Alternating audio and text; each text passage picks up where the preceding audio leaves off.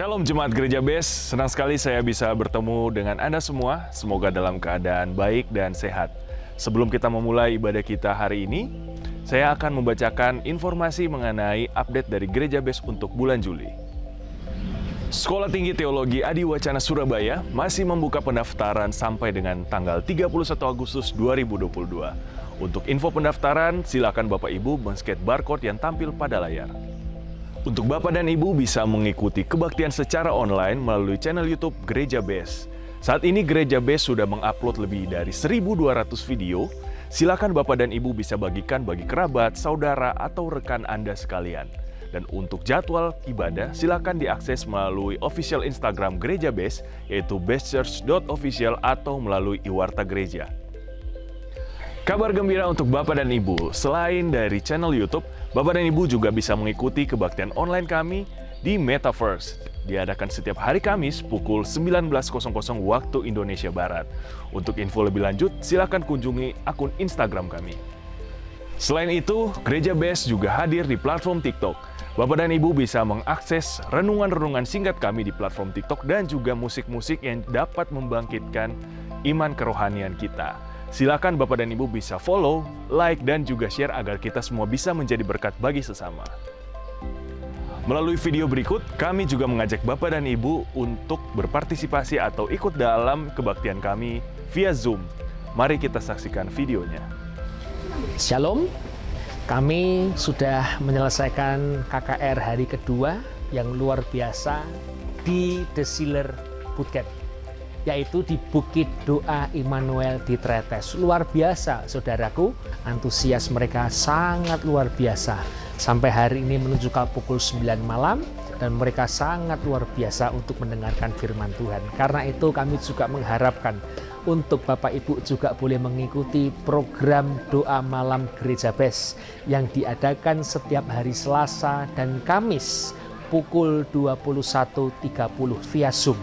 Mari kita akan bersama-sama berkumpul, berdoa bersama, mendoakan banyak orang, dan memuji Tuhan. Dan saya percaya ketika doa orang benar, bila yakin didoakan, besar kuasanya. 1-2 orang berkumpul, maka Tuhan berada di situ. Karena itu mari datangi dan nikmati doa malam bersama program Gereja BES setiap Selasa dan Kamis pukul 21.30 WIB. Tuhan Yesus memberkati.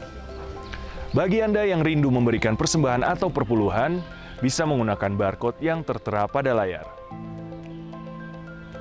Demikian informasi yang dapat saya sampaikan. Mari kita siapkan hati dan juga pikiran untuk menerima firman Tuhan. Selamat beribadah, Tuhan Yesus memberkati.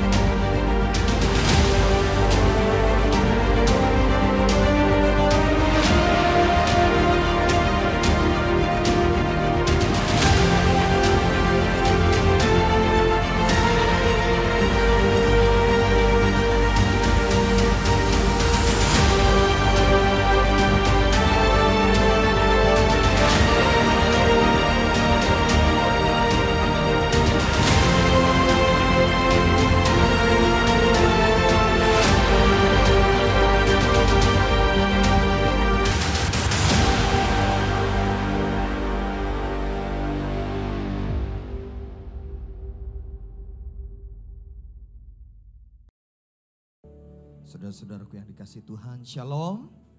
Berapa banyak yang mengasihi Tuhan, berikan tepuk tangan yang terbaik buat Tuhan kita Yesus. Haleluya.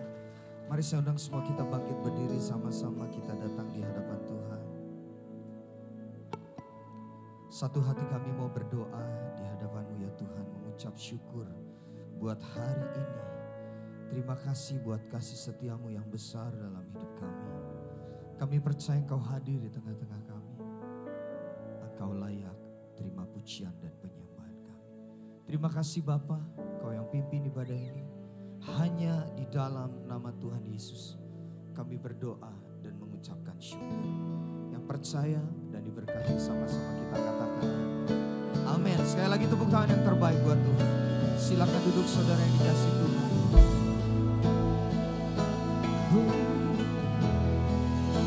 Makasih Tuhan.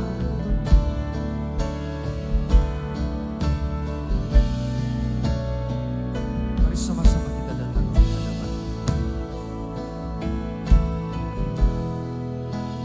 Take me to the place, Lord,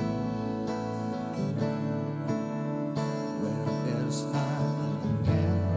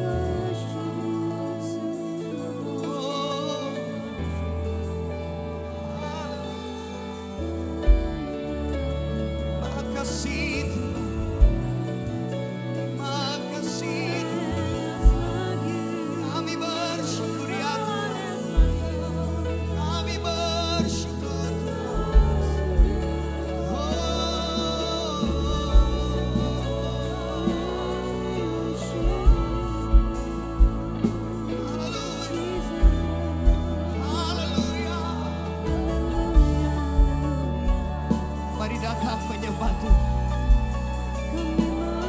Mari datang dan tinggikan Dia. Oh,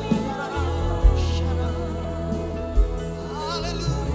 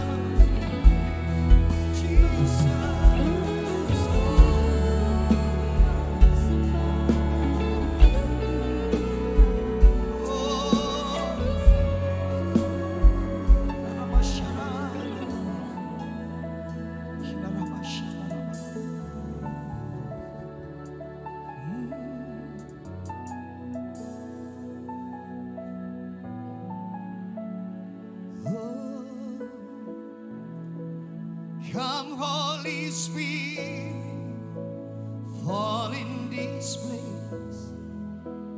I need more and more of you. Fill me again with the power of your Spirit. Lord, I'm crying out for more. Come Holy Spirit, fall in this place. I need more and more of you.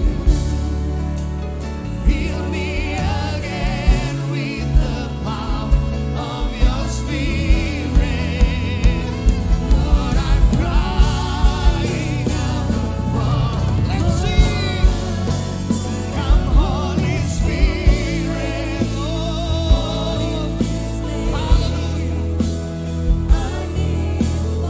Makasih Tuhan. Fill me again with the power of your Spirit. Lord, I'm crying out for more. Lord, I'm crying out. Lord, I'm crying out for more. Yes, Lord. Lord, I'm crying out for more and more of you. Tepuk tangan yang terbaik buat Tuhan. Biarlah segala pujian, hormat, kemuliaan hanya bagimu Raja di atas segala raja. Yang percaya sama-sama kita katakan amin. Sorak-sorai tepuk tangan bagi kemuliaan nama Tuhan. Haleluya. Kita semangat memuji Tuhan. Tetap berjalan bersama Tuhan. Katakan amin. Amin.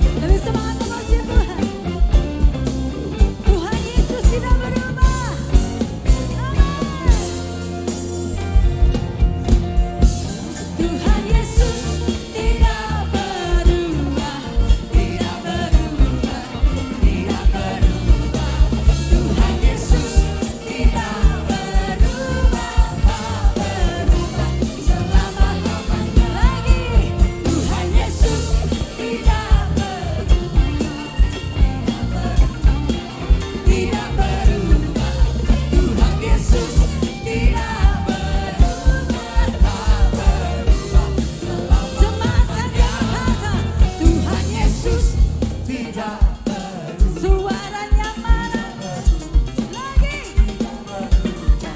Tuhan Yesus. Masih jemaat, angkat tangan tinggi-tinggi. Tuhan Yesus tidak berubah. Amin. Tuhan Yesus tidak berubah, tak berubah selama-lamanya. Lebih tinggi lagi. Tuhan Yesus ya tidak berubah.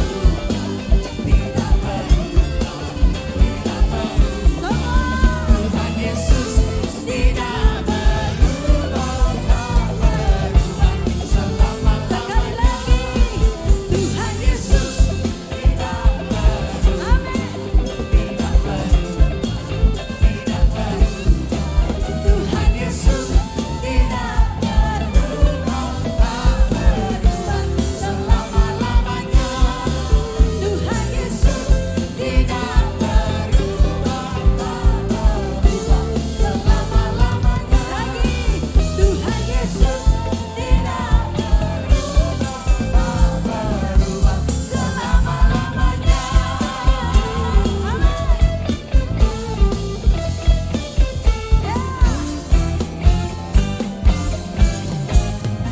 Sorak sekali lagi deh, haleluya.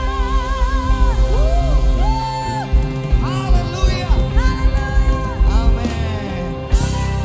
Silakan duduk Bapak Ibu Saudara yang kasih Tuhan. Haleluya. Mari saya undang semua kita bangkit berdiri. Kita mau siapkan hati kita untuk firman Tuhan. Haleluya. Ku percaya kuasa-Mu ajaib. Ku percaya Kau sanggup menolongku. Ku serahkan seluruh kehidupan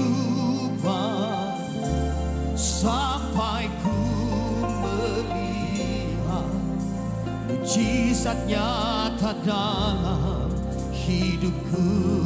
Katakan, ku percaya kuasa-Mu ajaib. Ku percaya Kau sanggup menolongku. Ku serahkan seluruh kehidupanku sampai ku melihat mujizat nyata dalam hidupku. Angkat tanganmu di hadapan Tuhan. Ku percaya kuasa-Mu ajaib. Ku percaya Kau sanggup menolongku. Ku serahkan seluruh kehidupanku sampai ku melihat mujizat nyata dalam hidupku. Katakan, ku percaya. Ku percaya kuasa-Mu ajaib. Ku percaya Kau sanggup menolongku. Ku serahkan seluruh kehidupanku sampai ku melihat mujizat nyata dalam hidupku. Sampai ku melihat, sampai ku melihat mujizat nyata dalam hidupku. Sampai ku melihat, sampai ku melihat mujizat nyata dalam hidupku. Glory, syukur, kami percaya Engkau ada bersama-sama dengan kami Tuhan. Di mana ada kami di situ, Engkau selalu menyertai kami. Engkau berkata 2-3 orang berkumpul dalam nama-Mu, Engkau hadir. Dan hati kami ini adalah tempat rumah-Mu Tuhan. Kau sucikan hati pikiran kami, supaya boleh dibersihkan oleh firman Tuhan. Supaya kami dikuatkan oleh firman Tuhan, diingatkan oleh firman Tuhan. Supaya dalam kehidupan kami, ketika kami mengalami kesulitan, tantangan, pergumulan, kami tidak jatuh. Karena firman-Mu menopang, mengingatkan, menguatkan kami. Dan kami percaya Roh-Mu yang kudus selalu menuntun, menghibur, menguatkan kami. Di dalam nama Tuhan Yesus, kami berdoa untuk mereka yang sedang berobat, yang sakit, yang punya masalah, persoalan, tantangan. Kami berdoa supaya tangan Tuhan menyertainya. Kiranya Engkau Tuhan memberkati mereka. Di dalam nama Tuhan Yesus, kami sudah mengucap syukur dan berdoa. Haleluya. Amin. Amin. Silakan duduk. Shalom. Saudara, jadi saya ingin tiba-tiba saya merenung kembali. Suatu saat saya mendengar satu suara, entah di pikiran saya, entah di hati saya. Tapi saya percaya itu Roh Kudus mengingatkan. Mengingatkan baik firman Tuhan yang pernah saya baca, maupun mungkin ada sesuatu yang perlu diingatkan ke teman-teman. Mungkin juga ada sesuatu yang perlu juga diteguhkan, dikuatkan. Supaya kita jangan kehilangan arah di akhir zaman ini. Tuhan sudah sangat dekat sekali kedatangannya. Sebab itu saudara, janganlah goyah. Karena kesulitan akan semakin bertambah. Tetapi kasih karunia Allah juga tetap melimpah. Jadi jangan melihat kesulitan yang ada. Tetapi saudara juga lihatlah bahwa kasih karunia Allah selalu menyertainya. Kalau tidak ada kesulitan, tidak mungkin ada kasih karunia. Kalau tidak ada kesusahan, tidak mungkin ada namanya Roh Kudus sebagai penghibur. Kalau tidak ada masalah, tidak mungkin saudara Roh Kudus sebagai penolong. Kalau jalannya rata terus, tidak mungkin Roh Kudus disebut sebagai pemimpin. Sehingga saudara, saya tulis syair lagu itu, mungkin saudara tahu kan, Roh Kudus penghibur dan penolongku. Jadi aku tidak takut sebab Engkau ada di dalamku. Dan segala duka citaku telah dirubah menjadi sukacita. Karena Roh Kudus saudara ada di hati. Puji Tuhan, itu mengingatkan saya senantiasa. Jadi ketika ada masalah persoalan 59 gereja, nggak sedikit persoalannya saudara. Tetapi setelah ada masalah, nggak mungkin orang nggak ada masalah. Saya ingat, gitu loh. Saya ingat kenapa ada Roh Kudus, kenapa ada Firman Allah, sehingga nyanyian itu sering saya ingat nyanyikan sendiri. Jadi Roh Kudus sebagai penghibur dan penolongku. Itu saya ingat, waduh, saya susah ini. Kalau susah kenapa Tuhan? Sebagai pelayan Tuhan kok banyak susah gini. Nah itulah gunanya Roh Kudus memberikan penghiburan. Kalau nggak ada kesusahan, nggak ada penghiburan. Nah kalau dihibur orang, saudara, itu sejenak. Tapi kalau dihibur Roh Kudus, wah itu setiap hari penghiburan itu ada. Persoalan juga ada. Nggak mungkin nggak ada. Tetapi Roh Tuhan sebagai penolong. Sehingga kita tidak perlu takut lagi dalam kesulitan. Sama seperti 1 Petrus pasal 4 ayat 7 mengatakan kesudahan segala sesuatu sudah dekat. Kuasai dirimu dan jadilah tenang supaya kamu dapat berdoa. Jadi ketika ada masalah saudara, iya firman Roh Kudus saudara nyanyian itu semua mengingatkan kita. Sehingga kita menjadi kuat luar biasa. Ketika pergumulan memuncak, ayat itu muncul 1 Petrus pasal 4 ayat 7. Kesudahan segala sesuatu sudah dekat. Berarti Tuhan memberikan kepada kita ini saudara mengizinkan persoalan tidak melebihi dari kekuatan kita. Jadi ada, mungkin kita agak sedikit ya saudara gemetar itu karena emosi, karena pikiran negatif kita, karena kita kurang membaca firman, karena kurang kuat untuk mengingat firman Allah. Demikian duka cita kita juga saudara, selalu ada duka cita tapi selalu dijadikan sukacita. Sehingga saudara yang duka cita nggak mungkin kita nggak ngalami. Tapi begitu duka cita sebentar ganti sukacita. Penghiburan bukan dari dunia. Bukan dari persoalan yang kita hadapi. Tapi dari Tuhan. Selalu ada. Ketika masalah numpuk saudara. Tiba-tiba ada persoalan yang lama. Masalah besar sekali. Nggak terselesaikan sudah 3-5 tahun. Tiba-tiba muncul berita. persoalannya hampir selesai. Kan bingung jadian saudara. Yang ini ngadepi baru, yang lama begitu besar saudara. Tiba-tiba ini kita lagi pusing ini tapi dihibur Tuhan. Ini muncul beres. Itu kalau bukan Tuhan nggak mungkin. Nggak mungkin. Tetapi saudara hal ingat. Saya juga saudara ketika merenung firman itulah kemudian Tuhan ajarkan kepada saya. Ibadah itu bukan satu kesenangan, bukan mencari kesenangan, tetapi satu tanggung jawab. Gak gampang ngomongnya. Sekarang saudara, kita di gereja ini senang dan gak senang. Wah, di situ lebih senang, tempatnya enak mungkin saudara. Di situ ada kumpulan banyak, terutama anak muda nih. Kalau di sini anak muda nggak banyak, nanti pacaran nggak dapat pacar katanya gitu. Jadi mesti cari kumpulan yang besar supaya dapat pacar. Jodoh di tangan Tuhan. Semakin saudara mencari di pasar, semakin luas, semakin bingung, dapatnya belum tentu dapat yang baik. Malah bisa dipermainkan orang. Jodoh tidak bisa lari dari mana. Kalau saudara kejar ke tempat lain, saudara dapatnya lebih hancur. Tapi kalau saudara diam di kamar, ya seumur hidup sulit dapat juga. Gitu. Tetapi yang pasti saudara di sini ibadah itu satu tanggung jawab. Bukan mencari satu kesenangan. Saudara, itu perlu diingat. Kalau saudara punya tanggung jawab di gereja, saya yakin saudara jodoh itu, saudara saya ini sejak muda ya, saya tuh punya toko, namanya toko pakaian wanita, namanya butik. Itu tahun lebay sudah 81.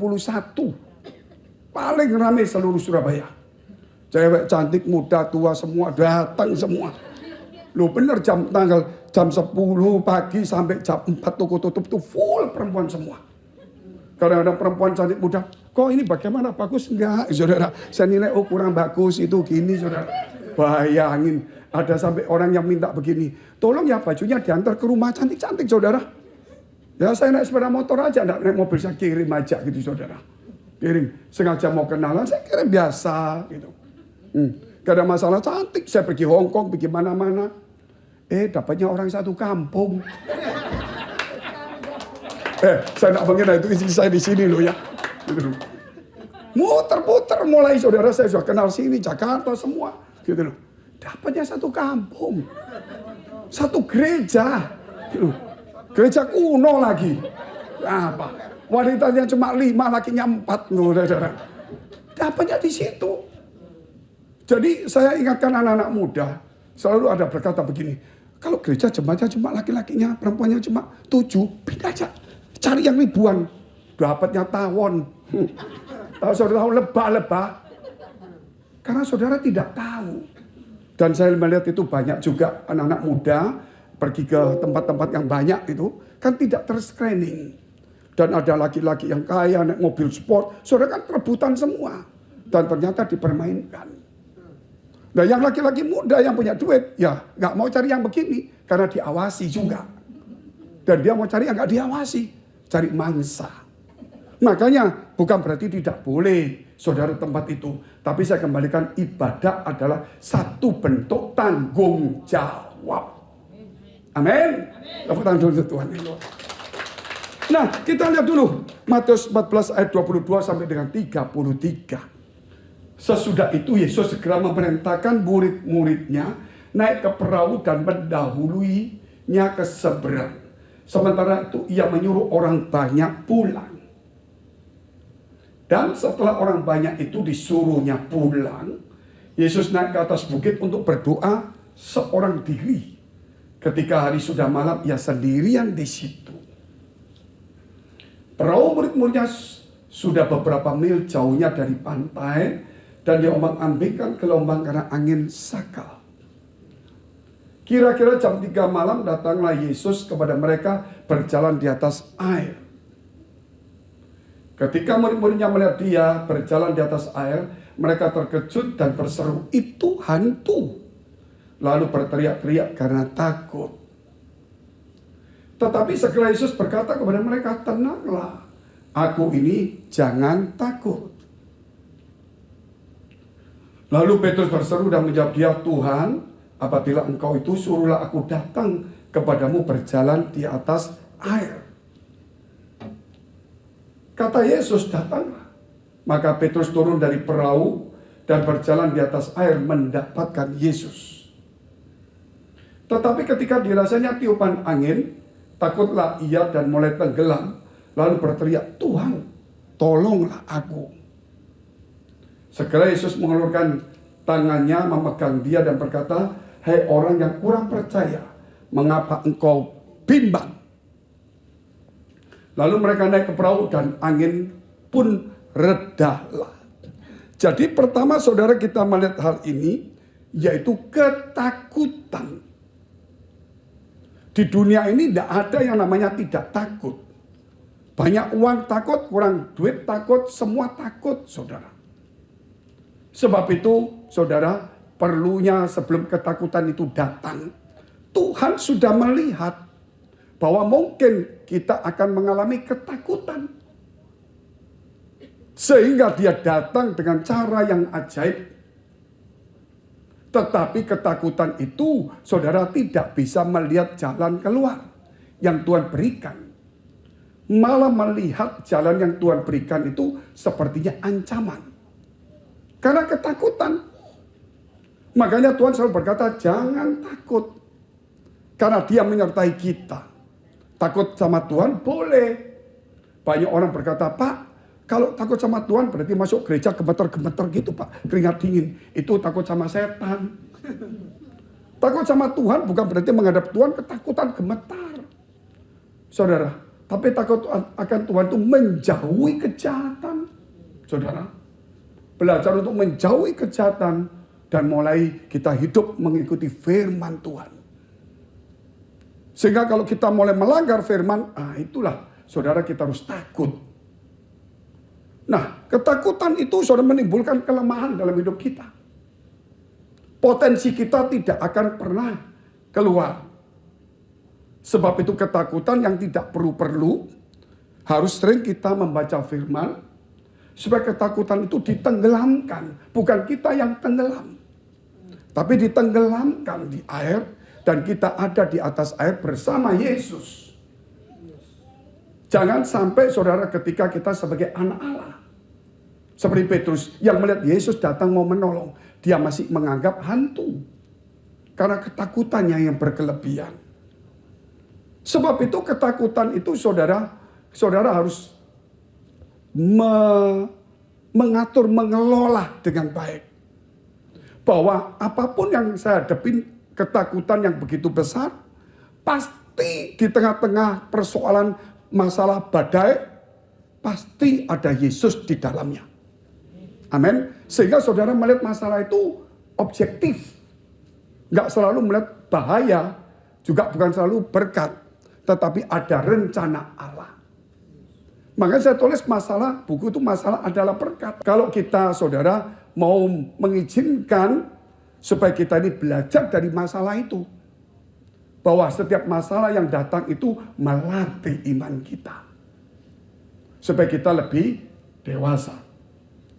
Ini ketakutan. Dan hal yang penting saudara, kita bicara tentang iman dan hadirat Tuhan.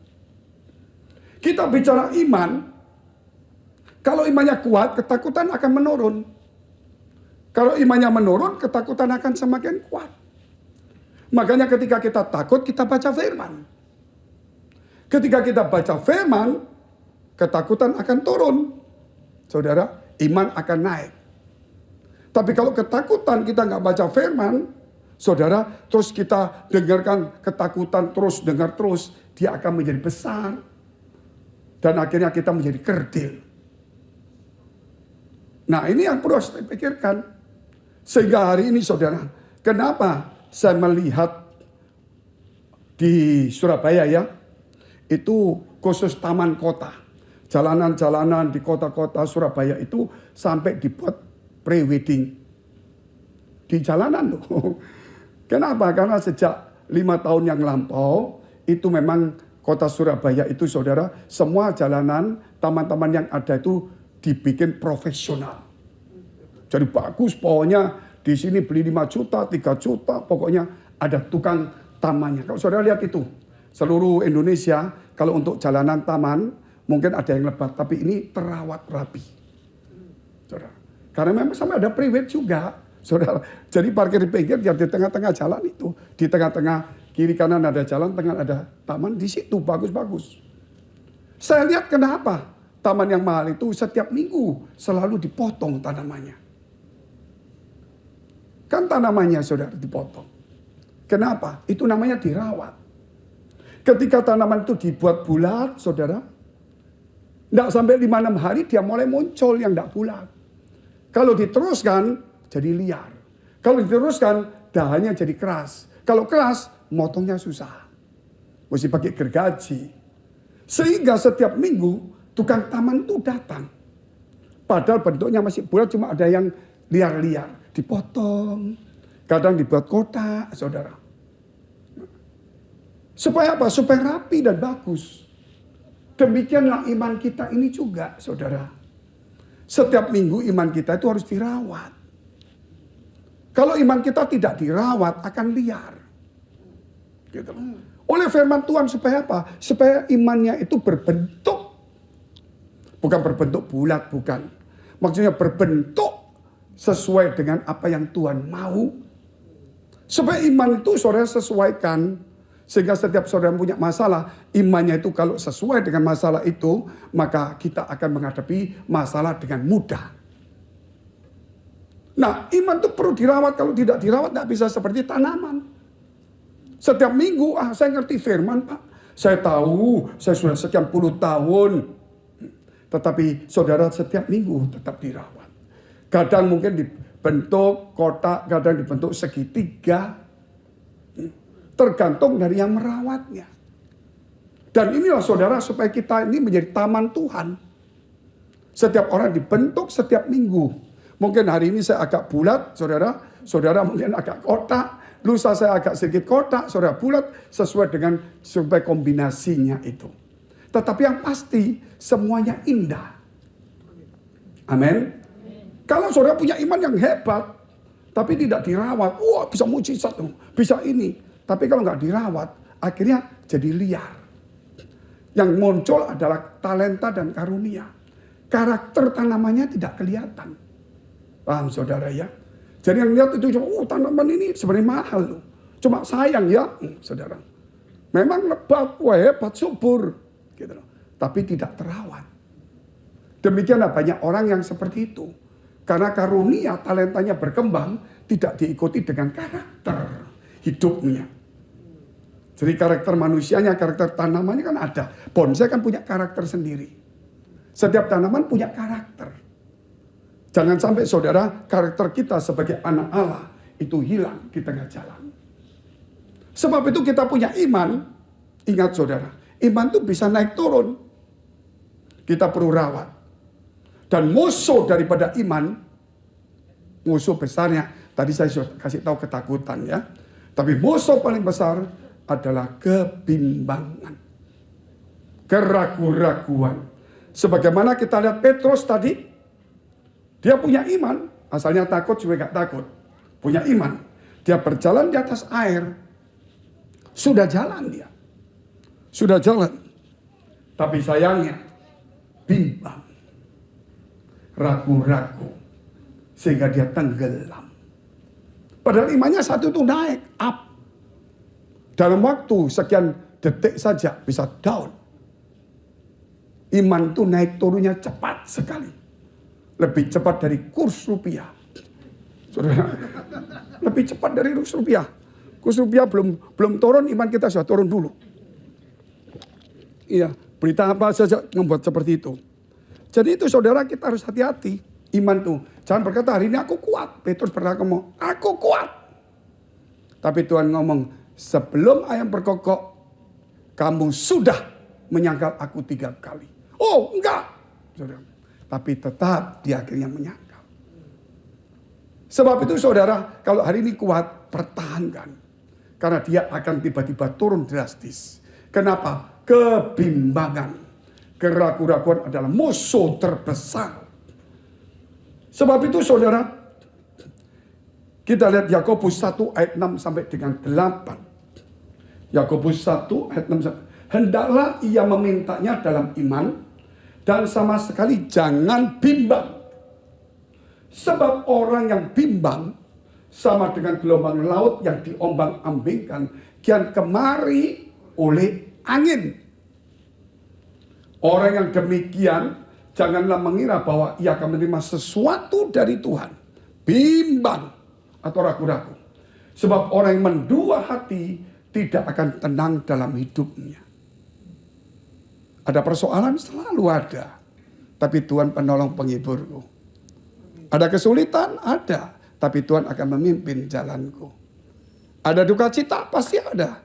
Tapi akan dirubah menjadi sukacita. Ada ketakutan? Pasti ada. Tetapi dia ada bersamaku. Amin. Itu nggak main-main saudara.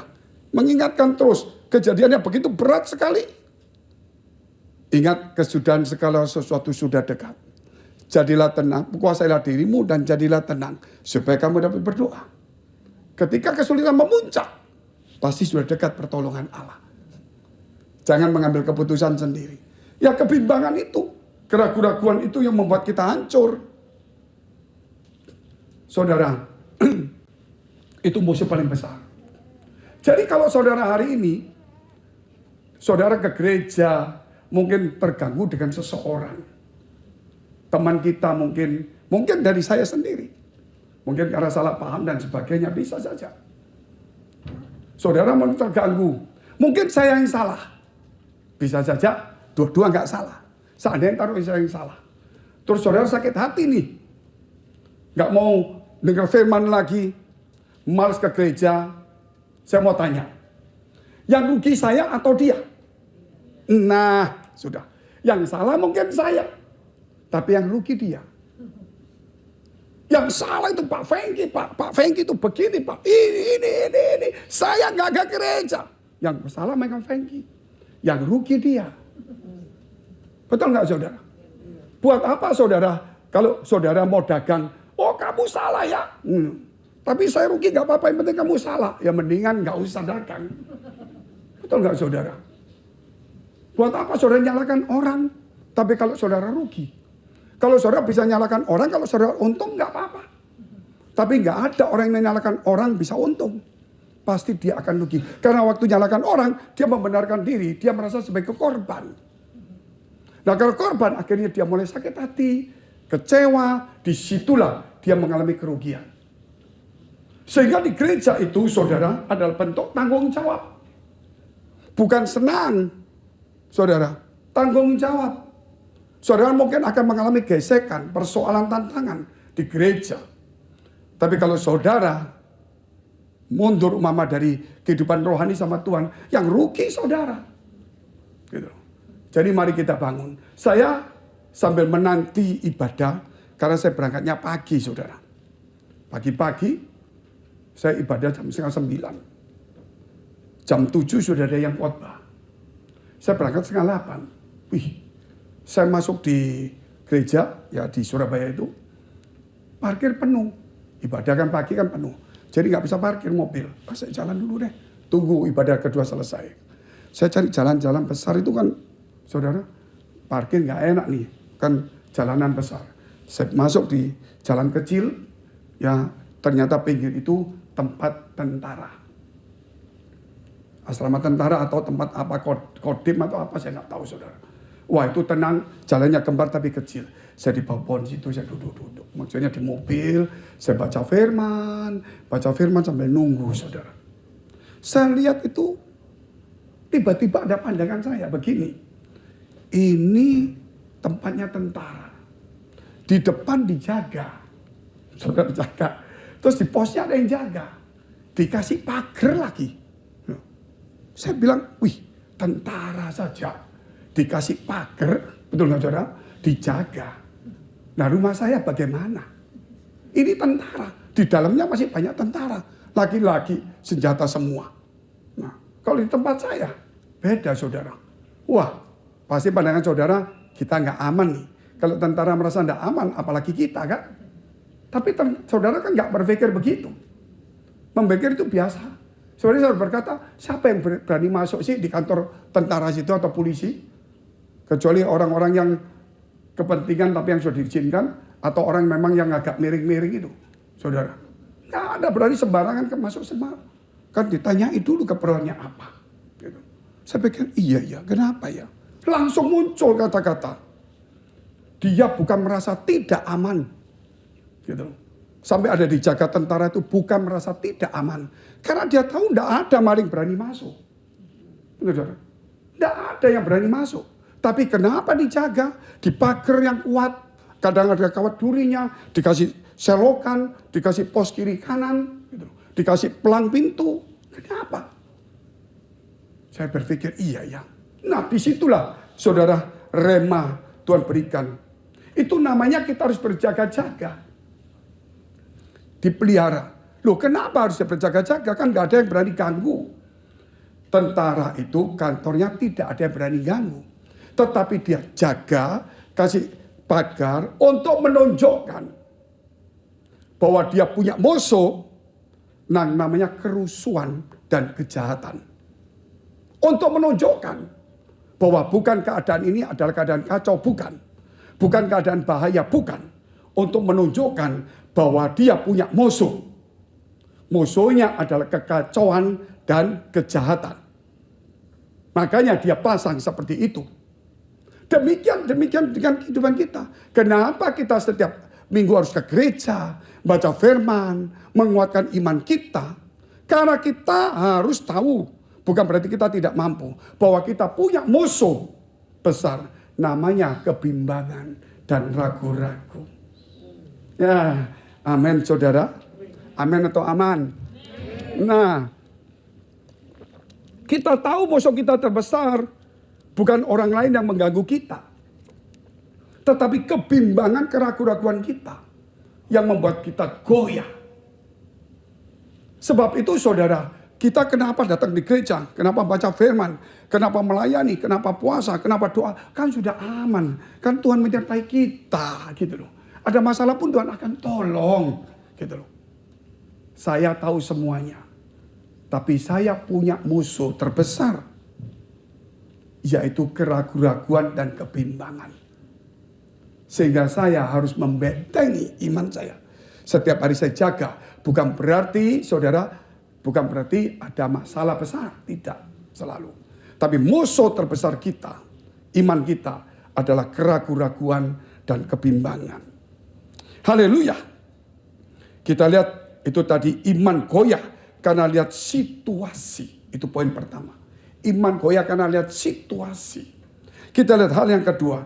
Iman yang tidak stabil. Nah, makanya iman itu bisa goyah lihat situasi. Iman bisa tidak stabil. Naik turunnya cepat. Kita lihat dulu. Matius 26 ayat 33 sampai 35. Tentang Petrus. Petrus menjawabnya. Biarpun mereka semua tergoncang imannya. Karena engkau, aku sekali-kali tidak. Hebat gak? Terus Yesus berkata kepadanya, aku berkata kepadamu, sesungguhnya malam ini sebelum ayam berkokok, engkau telah menyangkal aku 3 kali. Kata Petrus kepadanya, masih ngelawan saudara. Sekalipun aku harus mati bersama-sama engkau, aku tak akan menyangkal engkau. Semua murid yang lain pun berkata demikian juga. Imannya lagi up. Saudara, imannya lagi up dia. Iman yang tidak stabil, tapi kelihatannya up. Nah, iman apa itu? Nanti kita lihat itu adalah iman emosi. Emosi saja, saudara. Nah, yang belum teruji oleh keadaan, oleh situasi pada saat itu terjadi. Kita lihat dulu, Lukas 22 ayat 32. Saya potong-potong ayatnya. Dengan kasus yang sama. Dikatakan apa Yesus ketika suatu hari yang dikatakan bahwa Petrus akan menyangkal. Tetapi aku telah berdoa untuk engkau. Supaya imanmu jangan gugur. Dia bicara kepada Petrus. Dan engkau, jika engkau sudah insaf, kuatkanlah saudara-saudaramu. Tuhan masih ingatkan. Sebelum berkokok kamu, oh enggak, ya sudahlah. Tapi aku akan berdoa kepada kamu. Gitu. Supaya imanmu jangan gugur. Berarti bisa gugur kan? Tetapi kalau kamu insyaf, ingat, kuatkanlah teman-temanmu. Jadi iman mesti dijaga terus. Kita lompat lagi. Ayat terusnya tadi, yaitu Matius 26 ayat 73 sampai 75. Kejadian akhirnya apa? Tidak lama kemudian orang-orang yang ada di situ datang kepada Petrus dan berkata, pasti engkau juga salah seorang dari mereka. Itu nyata dari bahasamu. Waktu Yesus ditangkap, Petrus ada dekat-dekat situ. Nah, ini yang pertanyaan yang sudah kesekian kalinya. Maka mulailah Petrus mengutuk dan bersumpah, aku tidak kenal orang itu. Dia tunjuk Yesus. Dan pada saat itu berkokoklah ayam. Dan kemudian Yesus menoleh melihat Petrus. Jadi Tuhan tahu apa yang bakal terjadi. Emosi tidak akan pernah menambahinya. Saudara, kerap kali orang ingin jadi pahlawannya Tuhan. Tapi mereka tidak pernah mampu untuk mengatasi dirinya sendiri. Gejolak emosinya. Sebab itu iman, jangan saudara, iman itu harus bisa dikendalikan. Jangan tidak stabil atau iman emosi. Kalau saudara dengar firman Allah. Ini kalau di gereja-gereja yang lain. Atau di tempat-tempat tertentu lah. Orang-orang tertentu yang belum tentu benar. Dia akan memakai firman yang bagus. Wah, suasananya bagus. Saudara mulai ditantang. Siapa yang berani di sini di jamaah Tuhan dengar. Ayo berikan saudara janji iman. Mulai saudara. Habis nulis 3M pulang berantem sama istri. Nah, ini emosi tinggi. Kalau kita pakai begitu kita bisa saja. Tapi semua berkat datang dari Tuhan, tidak boleh melalui emosi. Makanya di gereja dibuatlah tenang. Karena tenang, kita jadi ketenangan, saudara. Kalau tenang sekali gitu loh. Tempatnya tenang-tenang aja, gereja gak bisa gak apa-apa. Tenang aja, saudara. Nah, bukan berarti begitu. Tetapi saya inginkan supaya saudara hari ini jangan terlalu emosi. Saudara, kuat imanmu, jangan emosi dahulu. Saudara, iman harus dikontrol. Amin. Walaupun hari ini up, tahan yang bagus. Turun, tahan yang bagus. Supaya kita tetap stabil. Kalau ada berkat besar, lihat aku diberkati Tuhan. Ingat, mungkin minggu depan ada masalah datang. Begitu masalah datang muncul, aduh aku berat. Ingat, 2 minggu lagi mungkin ada pertolongan berkat datang besar. Lama-lama saudara 1 minggu, waduh aku susah. Minggu depan ketawa terus, hahaha ada berkat. Minggu depan nangis terus, gila. Gila. Betul saudara. Itu kalau latihan ketawa gak apa-apa. Nah itu kejadian kita. 1 hari itu bisa marah 3 kali, bisa ketawa 3 kali. Betul kan? Ya, soalnya kita sudah hampir gila, gak berani ngomong saya. Hampir aja ya saudara. Karena apa? Karena saudara tidak dikendalikan dengan iman. Begitu dengan apa? Dia sebentar ketawa, sebentar yang marah. Sebenarnya orang-orang lihat ini kayak cuaca berubah-berubah aja. Oke lah saudara, kita lihat hal ini yang sangat luar biasa. Saudara tahu itu apa yang kalau kita lihat ada, mungkin kita lihat ada. Kalau mama taruhlah, saudara kita sakit sesuatu. Sakit apa mama? Darah tinggi. Gula, apalagi saudara, yang umum aja, mama flu atau apa saja ya. Saya ambil yang darah tinggi aja, gampang deh. Nah, kalau kita saudara, kalau mama seperti itu, kita harus ada kontrol makanan. Jadi makanan kita harus kita kontrol, betul kan? Kita kontrol makanan, nggak mungkin kita itu nggak kontrol makanan. Demikian emosi kita di dalam rohani. Kita harus kontrol firman Tuhan yang kita makan. Jangan kalau saudara emosi rohani, saudara baca firmannya, bilang bahwa kamu akan semakin kaya, tambah kaya, amat kaya. Amin. Tambah gila kita. Gitu loh. Tapi saudara mesti baca firman Tuhan yang bisa mengontrol emosi saudara.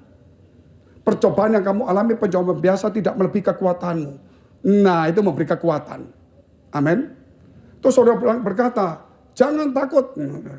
Kiri kananmu akan melebar semuanya. Wow, emosi gak karuan. Gitu loh. Tapi saudara lupa. Gitu.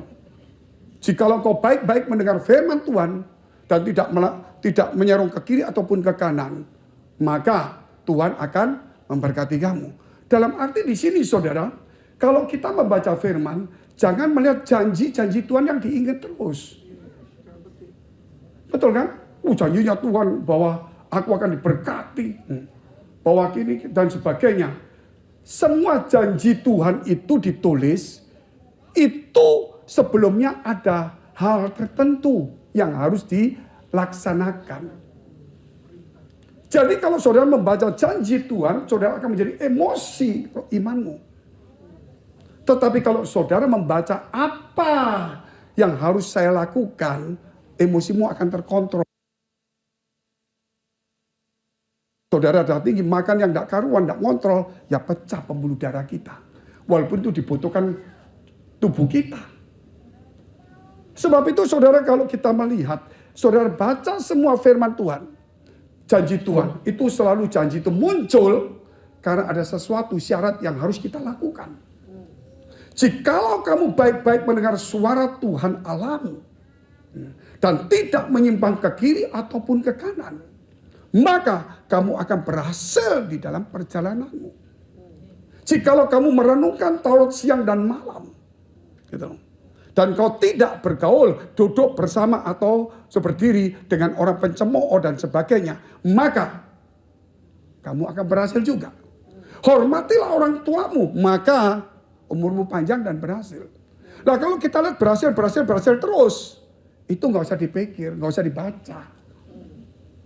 Itu pekerjaan Tuhan. Yang perlu kita baca itu apa yang harus saya kerjakan. Bertobatlah. Gitu. Tenang, bertobatlah. Di situ ada kekuatan Allah. Itu selalu kita harus baca seperti itu. Tetapi kalau kita tidak seimbang, biasanya gereja yang membuat emosi, saudara, adalah janji Tuhan dikeluarkan terus. Seperti janji saudara lihat itu kalau doa berkat. Keluar masukmu akan diberkati. Buah kandungmu. Saudara, amin, amin, amin, amin. Saudara nggak lihat dulu. Jikalau kamu dengar baik-baik. Saudara. Kita nggak dengar itu. Sehingga kita keluar itu kayak raksasa aja. Saudara. Mau kelihatan baju, kelihatan $3.000. Beli, diberkati. Besok bayar kartu kredit. Ditagih, urusan belakang. Emosi tinggi. Nah ini yang berbahaya, harus dikontrol makanan rohaninya. Demikian juga saudara, jangan melihat saudara apa yang boleh di firman Tuhan. Boleh kok, saudara. Tapi saudara mesti lihat apa yang tidak boleh. Amin.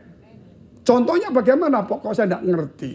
Semua buah yang ada di taman ini boleh kamu makan. Oh boleh. Nah, tapi ada satu yang nggak boleh. Ingat yang satu aja. Yang boleh nggak usah diomong, yang pasti nggak ada masalah. Yang diingat yang satu ini loh. Benar saudara. Nah karena kita ingat yang boleh, setan datang. Kan katanya Tuhan semua boleh kan? Loh boleh dong. Tapi ada satu loh yang nggak boleh. Nah, karena dia cuma ingatnya boleh. Yang satu nggak boleh, cuma tahu-tahu. Kenapa nggak boleh? Ya karena aku mati. Oh enggak. Kamu kalau makan sama seperti Allah. Nah, dia lupa dengan yang tidak boleh ini yang dia harus pertahankan. Akhirnya yang saudara, dia melakukan apa yang tidak boleh. Demikian di firman Tuhan, kita harus kontrol makanan firman Allah. Karena ada janji Tuhan yang hebat. Ya. Tapi disertai carilah kerajaan surga dan kebenaran lebih dahulu. Maka semua ditambahkan kepadamu. Betul nggak? Jika engkau ada di dalam aku, kata Tuhan. Dan firmanku tinggal di dalam kamu. Mintalah. Jangan minta tok. Tapi apa di depannya itu yang harus kita kerjakan. Makanya ke gereja itu tanggung jawab. Mengingat apa yang harus dikerjakan. Bukan satu kesenangan. Ini satu pelajaran yang cukup membuat saudara hari ini harus makanan dewasa. Gitu. Jangan boleh. Yang nggak boleh diingat. Itu penting sekali saudara. Contohnya saudara. Saya ini mama darah tinggi. Harus minum obat. Untuk ngatur tensinya supaya jangan naik turun. Nah, itu saudara. Selain makanannya bagus, tensinya diatur. Nah, obat itu apa, saudara? Hati yang gembira adalah obat yang manjur. Nah, satu ayat terakhir. Roma 14 ayat 17. Kerajaan Allah bukanlah soal makanan dan minuman, tetapi soal kebenaran. Itu firman Allah tadi. Yang saya katakan, apa yang harus dikerjakan, apa yang tidak boleh, itu diingat aja. Itu yang banyak dibaca. Carilah kerajaan surga, kebenarannya lebih dahulu. Itu dia harus ingat. Semua akan ditambahkan, oke lah, itu tambahan sedikit. Tapi ini harus dikerjakan dulu. Gitu loh. Tetapi soal kebenaran, damai sejahtera, dan sukacita oleh Roh Kudus. Ini obatnya. Supaya hidup saudara dalam kebenaran terus. Dan hindari pertengkaran. Belajar hidup damai sejahtera. Setelah itu, sukacita bukan oleh dunia, tetapi oleh Roh Kudus. Nah, ini harus di dalam hati kita. Ini obat. Kemanapun saudara harus ingat ini. 3 hal ini, kalau kebenaran tidak ada dalam kehidupan kita, firman cuma dibolak-balik untuk kita sendiri yang senang, akan menjadi iman kita menjadi emosional tidak stabil. Dan kalau tidak ada damai sejahtera, tidak ada sukacita, saudara, hidup kita menjadi bimbang, takut, dan sebagainya. Kita diombang-ambingkan oleh dunia. Sebagai orang yang percaya, saudara, bahwa kita harus tetap teguh. Amin. Tetap teguh. Apapun persoalan, kita harus tetap teguh. Ingat setiap minggu, saudara, mau tidak mau, Tuhan sedang merawat hidupmu, imanmu. Melalui firman Allah itu, oh ini sombong, dipotong sombongnya dikit. Oh ini lagi sedih, saudara. Nah, sedihnya naik, dipotong lagi sedihnya, saudara. Oh ini lagi, apa lagi, saudara. Ini lagi marah-marah, dipotong lagi sedikit marahnya. Nah, itulah Tuhan mulai, saudara. Muncul kebaikan, muncul sukacita, muncul damai sejahtera, saudara. Sama Tuhan gak dipotong dulu, saudara. Mulai dirapikan dikit. Karena yang lainnya itu naik. Dibentuklah sama dia. Dibentuk. Mungkin jadi gak bulat. Mungkin saudara mulai agak sedikit model tangga. Yang paling bawah itu dipotong sombongnya. Kebaikannya dibiarkan naik. Jadi seakan-akan jadi tangga. Itulah iman kita akan terus naik. Karena Tuhan akan buat kita, saudara, kita rawat iman kita. Haleluya. Mari kita bangkit berdiri. Kita berdoa kepada Tuhan.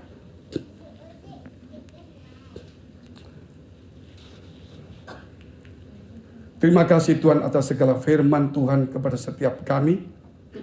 Kau sucikan hati pikiran kami, biar kami boleh menangkap firman-Mu ini.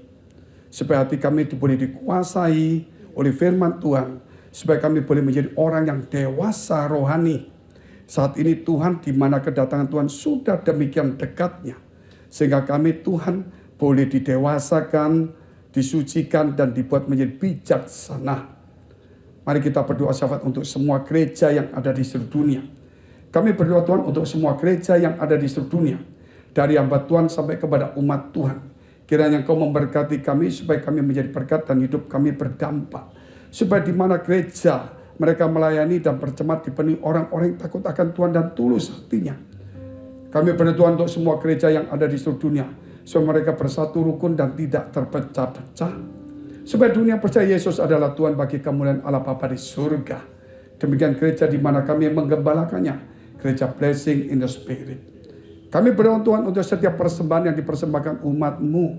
Kiranya menjadi dupa yang harum di hadapan Tuhan dan Kau memberkati segala pekerjaan rumah tangga, kesehatan kami, iman rohani kami semua sampai kepada anak cucu kami. Biar kebajikan kemurahan Tuhan selalu menyertai kami.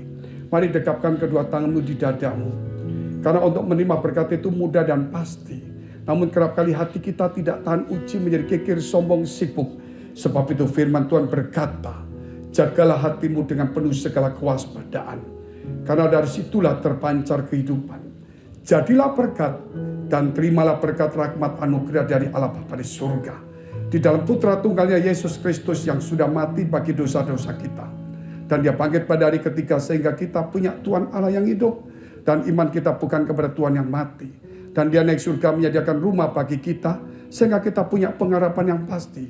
Dan dia akan datang kedua kali menjemput gereja, jemaat dan umatnya, yang berjaga-jaga kudus, dewasa dan bijaksana, serta menghakimi dunia. Di dalam persekutuan dengan Roh Kudus membuat hati kita berkobar-kobar. Roh kita menyala-nyala, sehingga kita senantiasa di dalam kasih semula kepada Tuhan. Roh Kudus menghibur, menguatkan, memelihara, menginsyafkan, menuntun, memimpin kita kepada kebenaran dan kekudusan, dan membuat kita menjadi saksi Kristus mulai hari ini sampai selama-lamanya. Mari kita akhiri dengan doa yang diajarkan Tuhan Yesus pada kita. Bapa kami yang ada di surga, dikuduskanlah namamu, datanglah kerajaanmu, jadilah kehendak-mu di bumi seperti di surga. Berikanlah kami pada hari ini makanan kami yang secukupnya, dan ampunilah kami akan kesalahan kami, seperti kami juga mengampuni orang yang bersalah pada kami. Dan janganlah membawa kami ke dalam pencobaan, tetapi lepaskanlah kami daripada yang jahat. Karena Engkau yang punya kerajaan, dan kuasa, dan kemuliaan, sampai selama-lamanya. Amin. Shalom, silakan.